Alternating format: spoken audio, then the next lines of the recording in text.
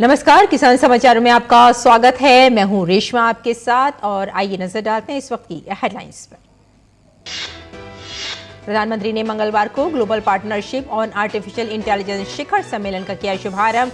कहा, हाल ही में एग्रीकल्चर में एआई चैटबॉट किया गया है लॉन्च। किसानों को अपने एप्लीकेशन स्टेटस, पेमेंट डिटेल्स और गवर्नमेंट स्कीम से जुड़े अपडेट्स जानने में मिलेगी मदद।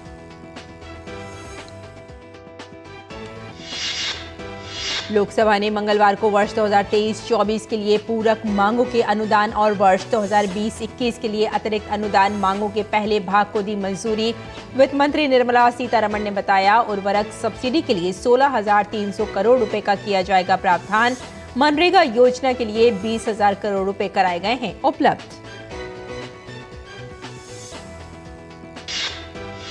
केंद्रीय कृषि मंत्री अर्जुन मुंडा ने किसानों से प्याज खरीद पर नैफेड एनसीसीएफ के अधिकारियों के साथ की समीक्षा बैठक। कहा, किसानों को लाभकारी मूल्य मिले, इसके लिए केंद्र सरकार प्रतिबद्ध। प्याज उत्पादक किसानों के हितों के लिए सरकार कर रही है काम। केंद्रीय मंत्री बीएल वर्मा ने मंगलवार को लोकसभा में कहा, जमीनी स्तर पर काम करने वाली प्राथमिक कृषि ऋण समितियों को आधुनिक बनाने के लिए सरकार प्रतिबद्ध। कुल 98,000 परिचालन समितियों में से 63,000 को जल्द ही किया जाएगा कंप्यूटरीकृत। 2,516 करोड़ रुपए का बजट किया गया है स्वीकृत। और अब समाचार विस्तार से। प्रधानमंत्री नरेंद्र मोदी ने वार्षिक global partnership on artificial intelligence शिखर सम्मेलन का शुभारंभ किया। ये शिखर सम्मेलन नई दिल्ली के प्रगति मैदान स्थित भारत मंडपम में 14 दिसंबर तक चलेगा। इसमें देश भर से 50 से अधिक GPAI विशेषज्ञ और 150 से अधिक वक्ता हिस्सा ले रहे हैं। साल 2024 के लिए भारत समूह की अध्यक्षता भी कर रहा है और प्रधानमंत्री मोदी ने कहा है कि भारत में AI से जुड़े सॉल्यूशंस की चर्चा तो अब गांव-गांव तक पहुंच रही है। हाल ही में हमने एग्रीकल्चर में AI चैटबॉट को लॉन्च किया। इससे किसानों को अपने एप्लीकेशन स्टेटस, पेमेंट डिटेल्स और गवर्नमेंट स्कीम से जुड़े अपडेट्स जानने में मदद मिलेगी। भारत में AI से जुड़े सॉल्यूशंस की चर्चा तो अब गांव-गांव तक पहुंच रही है। हाल ही में हमने एग्रीकल्चर में AI चैटबॉट को लॉन्च किया। इससे किसानों को अपने एप्लीकेशन स्टेटस, पेमेंट डिटेल्स और गवर्नमेंट स्कीम से जुड़े अपडेट्स जानने में मदद मिलेगी। हम AI की मदद से भारत में अपने हेल्थ सेक्टर को भी पूरी तरह से ट्रांसफॉर्म करने की दिशा में काम कर रहे हैं। सस्टेनेबल डेवलपमेंट गोल्स को हासिल करने में भी AI अहम भूमिका निभा सकती है। पीएम मोदी ने कहा कि भारत में AI फॉर ऑल की भावना से प्रेरित होकर सरकार की नीतियां और प्रोग्राम तैयार किए गए हैं। सरकार का प्रयास है कि हम सामाजिक विकास और समावेशी विकास के लिए AI की क्षमताओं का पूरा लाभ उठाएं।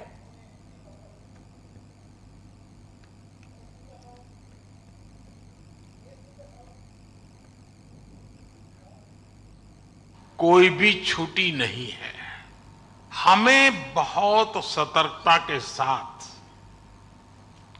बहुत सावधानी के साथ आगे बढ़ना है और इसलिए मैं समझता हूं इस समिट से निकले विचार, इस समिट से निकले सुझाव पूरी मानवता की जो मूलभूत मूल्य है उसकी रक्षा और उसको दिशा देने का काम करेंगे। लोकसभा ने मंगलवार को वर्ष 2023-24 के लिए पूरक मांगों के अनुदान और वर्ष 2020-21 के लिए अतिरिक्त अनुदान मांगों के पहले भाग को मंजूरी दे दी है। वित्त मंत्री निर्मला सीतारमण ने बताया कि 2023 और 24 के लिए कुल 1,29,000 करोड़ रुपए पूरक मांगों में से मनरेगा योजना के लिए 20,000 करोड़ रुपए उपलब्ध कराए गए। उन्होंने कहा कि इस आपूर्ति अनुदान के साथ चालू वित्त वर्ष के लिए कुल 80,000 करोड़ रुपए का प्रावधान किया गया।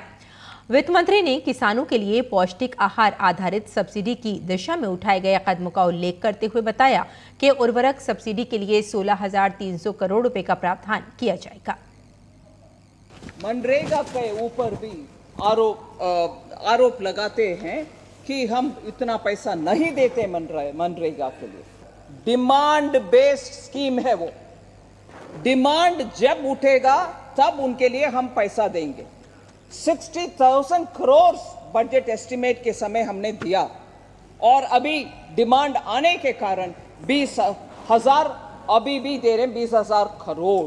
सो कुल मिलाकर के इस साल दिसंबर तक उनके लिए अगर अनुमति इस लोकसभा से मिलती है 20,000 करोड़ का, कुल मिलाकर के 80,000 करोड़ मनरेगा के लिए इस हाउस से बजट में प्रावधान मिल रही है।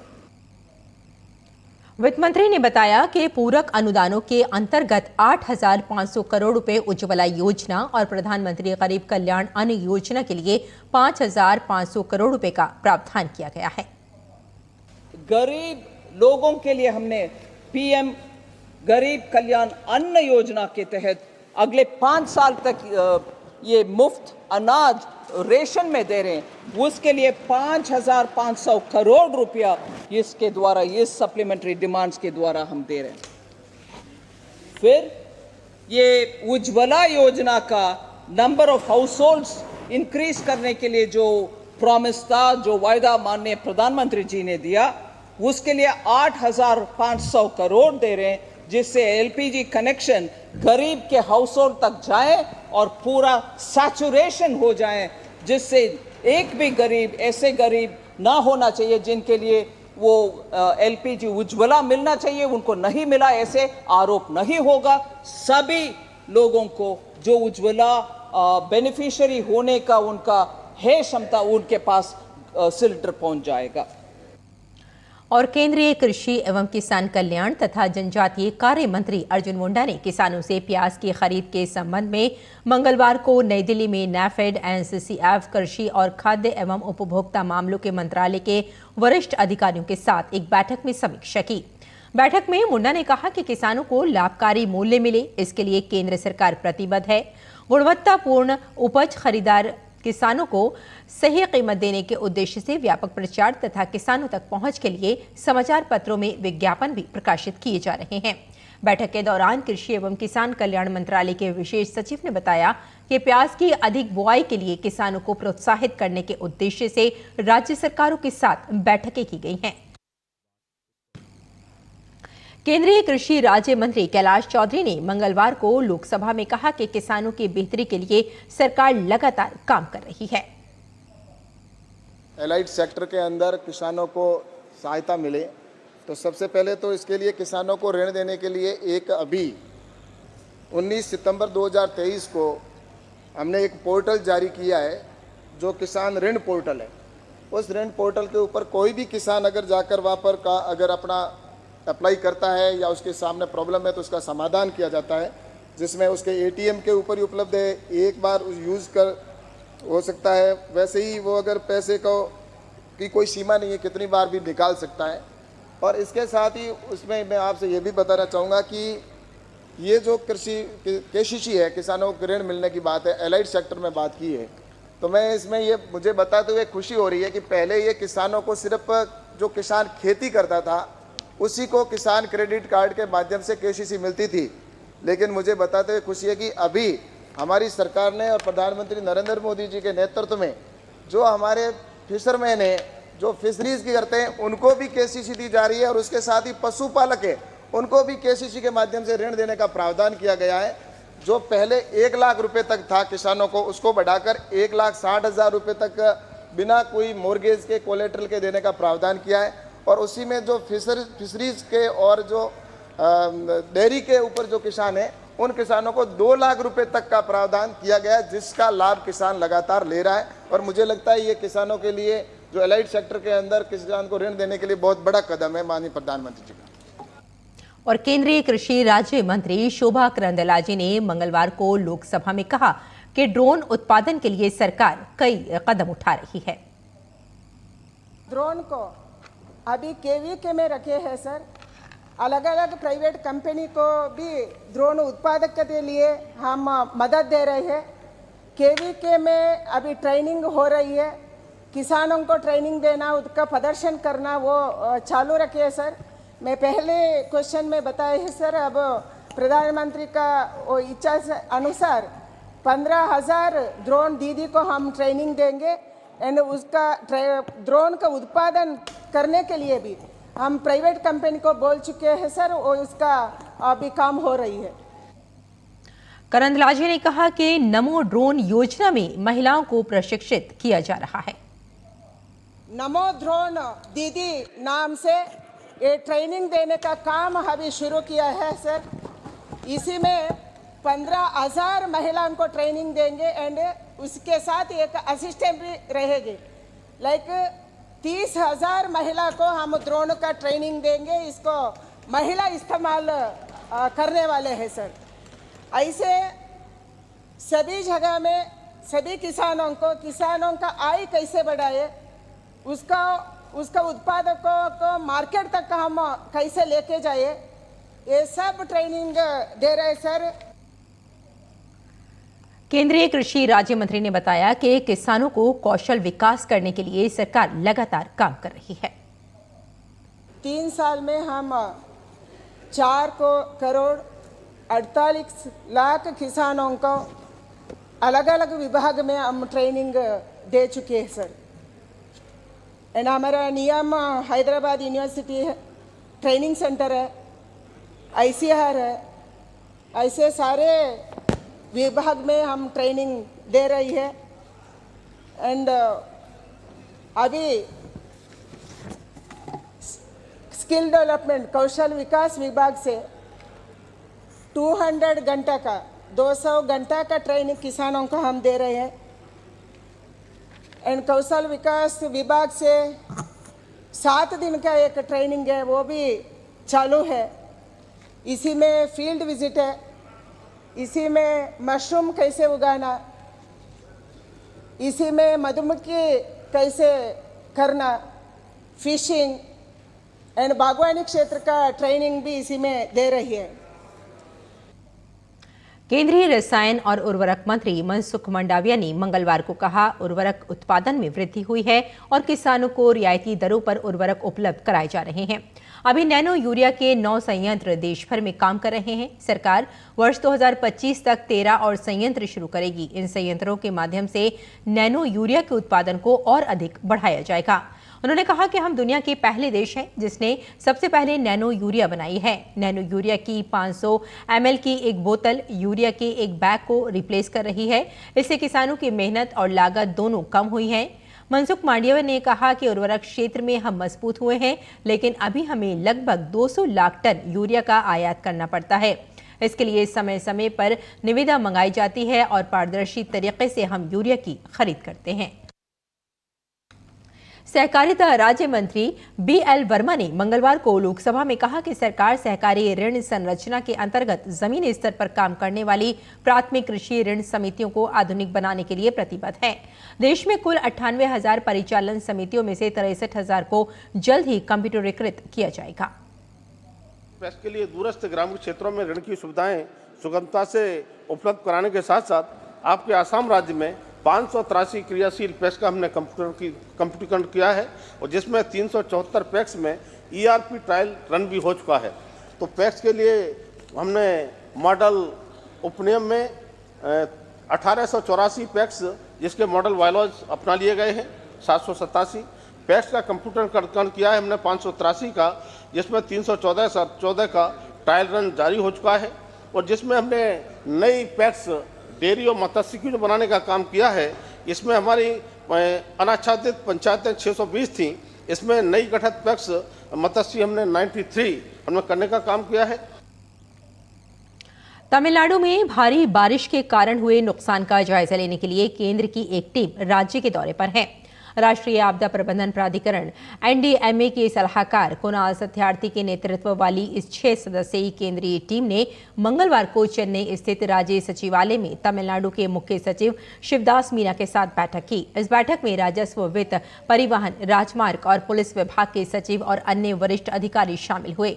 राज्य में वर्षा प्रभावित क्षेत्रों में नुकसान का आकलन करने के लिए केंद्रीय टीम को 2 हिस्सों में विभाजित किया गया है। एक टीम उत्तरी चेन्नई, मध्य चेन्नई, अवाड़ी और तिरुवल्लुर जिलों का आकलन करेगी, जबकि दूसरी टीम दक्षिण चेन्नई, चेंगलपट्टू और कांचीपुरम का आकलन करेगी।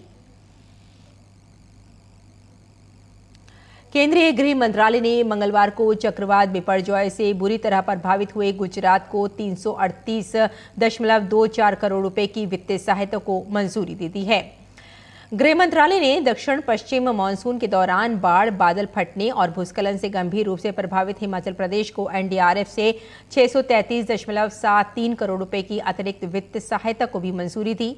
केंद्र और गुजरात सरकार ने समय पूर्व तैयारी के चलते चक्रवात के दौरान 0 कैजुअल्टी सुनिश्चित की थी। गुजरात में आए अत्यंत भीषण चक्रवात और हिमाचल प्रदेश में आई प्राकृतिक आपदा के बाद गृह मंत्रालय के नुकसान के आकलन के लिए तुरंत अंतर मंत्रालयी केंद्रीय टीमें तैनात की गई हैं। अगस्त 2023 में हिमाचल प्रदेश को तत्काल राहत कार्यों के प्रबंधन में मदद करने के लिए एनडीआरएफ से 200 करोड़ रुपए की राशि भी अग्रिम रूप से जारी कर दी गई है। केंद्र सरकार ने गुजरात में एसडीआरएफ को 584 करोड़ रुपए की अपने हिस्से की पहली किस्त और हिमाचल प्रदेश में एसडीआरएफ को 360.80 करोड़ रुपए की अपने हिस्से की दोनों किस्तें जारी कर दी हैं। प्रधानमंत्री उज्ज्वला योजना ने देश की महिलाओं का जीवन बदल कर रख दिया है। आज गांव की महिलाओं को धुएं से छुटकारा मिला है, जिससे वे अब बीमार नहीं पड़ती हैं। खाना बनाना आसान हुआ तो परिवार भी खुशहाल हुआ। सरकार द्वारा मिला है इंदिरा आवास, कुल मिला के अपना घर बनाए, बाल बच्चा गुजारा करते थे, धुआं धुक्कोड़ से खाना बनाते थे। सरकार द्वारा हमको गैस मिला, उसी से खाना बनाते थे। शौचालय का बहुत दिक्कत था, बाहर भीतर जाते थे, बहुत दिक्कत था, तो हमको सरकार द्वारा हमको सब चीज मिला। हमको पहले लकड़ी पर खाना बनाते थे तो बहुत परेशानी होता था, आँख में दर्द, माथा में दर्द, खांसी, दम फुल्ली सब होता था, लेकिन अभी गैस पर खाना बना रहे हैं, अभी सही है। घरेलू गैस कनेक्शन योजना है, इससे लाभ काफ़ी मिल रहा है। चूल्हे पर जैसे धुआं है, धुआं मुक्त हुए, चूल्हे समस्या धुआं नहीं आए, मकान पे बदलाव, काफ़ी बदलाव है घरेलू गैस से। ये है जब चाहो तब अपना खाना बनाओ, जब चाहो तो अपना मकान सुरक्षित है, सब सुरक्षित, बड़े बूढ़े हैं, जैसे माँ है, वे भी सुरक्षित है, धुआं नहीं हो रहा। आँखों में धुआं लगता है, आँखों में कमजोरी आती है। अब मोदी जी ने गैस दे दी, अब लोग से करते हैं, फायदा बहुत है, इससे तुरंत बन जाता है खाना पीना हर चीज। चूल्हे पे बनता था, पानी आनी आ जाता था तो रोटी को बैठ जाते थे। अब गैस मिल गई है तो सुविधा हो गई। और आइए अब बात करते हैं मंडी भाव की और जानते हैं कि देश भर की मंडियों में क्या रहा भाव।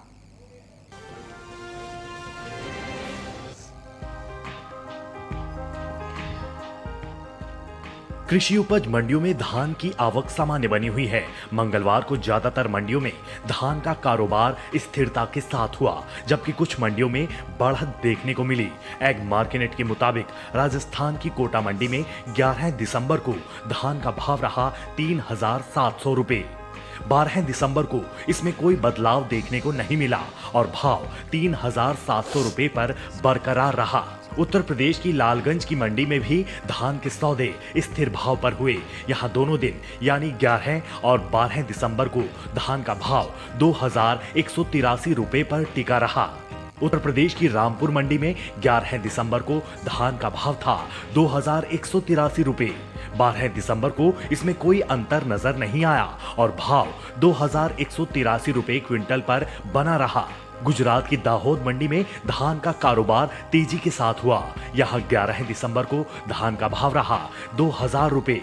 12 दिसंबर को इसमें 25 रुपए की बढ़त आई और भाव 2,025 रुपए पर पहुंच गया। घरेलू स्तर पर इस साल धान की पैदावार रिकॉर्ड स्तर पर जा सकती है। कृषि मंत्रालय के तीसरे अग्रिम अनुमान के मुताबिक साल 2022-23 के दौरान देश में धान की उपज 1355.42 लाख टन होने का अनुमान जताया गया है। ये उपज पिछले साल की तुलना में 60.71 लाख टन अधिक है।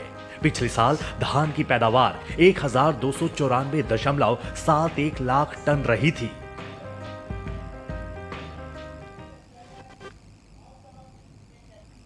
खाद्य पदार्थों की कीमतों को नियंत्रण में रखने और लोगों को दाल, आटा और प्याज जैसी जरूरी चीजें सस्ती दरों पर उपलब्ध कराने के लिए केंद्र सरकार ने कई प्रयास किए हैं। दाल, आटा, प्याज ये खाने की ऐसी जरूरी चीजें हैं जिनके बिना थाली का स्वाद पूरा नहीं हो सकता। बढ़ती महंगाई में गरीब की थाली खाली न रहे, इसलिए मोदी सरकार ने कुछ बड़े कदम उठाए हैं। पिछले कुछ महीनों से प्याज के थोक और खुदरा दोनों ही दाम बाजारों में ज्यादा हैं, लेकिन एनसीसीएफ और नेफेड जैसी संस्थाएं बहुत ही सस्ती दरों पर प्याज उपलब्ध करवा रही है।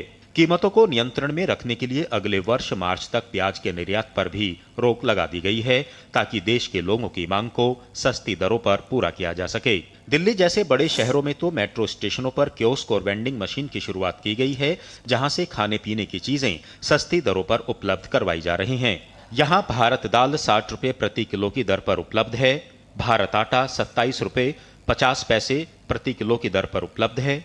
प्याज 25 रुपए प्रति किलो की दर से पिछले कई महीनों से लोगों को उपलब्ध करवाई जा रही हैं। निश्चित रूप से मैं ये महसूस करता हूँ कि हम महंगाई को बढ़ने दें, और ये सरकार का प्रायोरिटी रही है। 2014 के बाद से हमने पूरी प्राथमिकता रखा है कि महंगाई न बढ़े। भारत आटा, भारत दाल और अनियंस जो हम प्याज का वितरण कर रहे हैं, वो देश में आम जन को इस सरकार की ये मुहिम बहुत ही अच्छी लगी है। प्याज भी कंट्रोल्ड रेट पर दी जाती है। प्याज की कीमतों को नियंत्रण में रखने के लिए पिछले दिनों निर्यात पर रोक लगा दी गई है और किसानों से सीधे 7 लाख टन प्याज खरीदने का फैसला केंद्र सरकार ने किया है, जिसमें 5 लाख टन की खरीद अभी तक हो चुकी है। केंद्र सरकार के इन प्रयासों के चलते ही 17 नवंबर को प्याज की जो दर करीब 60 रुपए प्रति किलो थी, अब 50 रुपए पर आ चुकी है। प्याज की जो कीमतें पिछले वर्ष की अपेक्षा बढ़ी हुई हैं, उसको लेकर पिछले कुछ महीनों से सरकार ने कई कदम उठाए हैं। पहला कदम जो इस बारे में था कि प्याज का जो निर्यात है उसको रिस्ट्रिक्ट किया जा सके, कंट्रोल किया जा सके। हम लगातार किसानों से खरीद कर रहे हैं और इसको जारी रखेंगे। अभी हमें सरकारी बफर के लिए 2 लाख टन प्याज और खरीदने की आवश्यकता है। खरीफ की बुआई में जो देरी हुई थी, उस वजह से जो सप्लाईज हैं अब देरी से उपलब्ध होना शुरू होंगी और ये रबी तक, मार्च तक कंटिन्यू करेंगी। तो प्याज में कोई चिंता का विषय नहीं है। केंद्र सरकार ने लोगों को आश्वस्त किया है कि नई फसलों की बाजार में आमद और सरकार के तमाम प्रयासों से खाद्य पदार्थों की कीमतें अब थोक और खुदरा दोनों ही बाजारों में कम होने लगी हैं। अनुज यादव, डीडी न्यूज, दिल्ली। और अब बात करते हैं विकसित भारत और संकल्प यात्रा की। तो विकसित भारत संकल्प यात्रा हिमाचल प्रदेश के सुलह विधानसभा की पंचायतों में पहुंची। यात्रा में जहां केंद्र सरकार द्वारा चलाई जा रही विभिन्न कल्याणकारी योजनाओं को दी गई, तो वहीं लाभार्थी ने मेरी कहानी मेरी जुबानी के माध्यम से अपनी सफलता की कहानी सुनाई। विकसित भारत संकल्प यात्रा सुलह विधानसभा के देहड़, रमेहड़ समेत कई पंचायतों में पहुंची। इस मौके पर लाभार्थियों ने बढ़ चढ़कर हिस्सा लिया और बड़े उत्साह से विकास रथ का स्वागत किया। इस अवसर पर पूर्व विधानसभा अध्यक्ष एवं सुलह विधानसभा के विधायक विपिन सिंह परमार मौजूद रहे। मौके पर उपस्थित लोगों को केंद्र सरकार की योजनाओं की जानकारी देते हुए बताया गया कि केंद्र सरकार की ओर से चलाई जा रही योजनाओं का गरीब, अमीर, किसान, युवा और महिला समेत सबको लाभ मिल रहा है।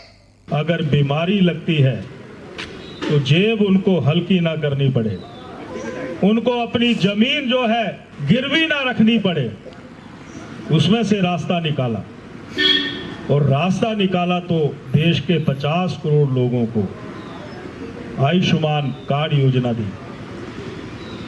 देहड़ निवासियों, आपके यहाँ पर भी 200 कार्ड है। आपके यहाँ पर 450 लाभार्थी किसान सम्मान निधि के हैं। ये सुरक्षा चक्कर है, ये गारंटी है। लोगों को योजनाओं की जानकारी तो दी ही जा रही है, साथ ही हाथों हाथ समस्याओं का निराकरण भी हो रहा है। शिविर में लोगों का चेकअप किया जा रहा है।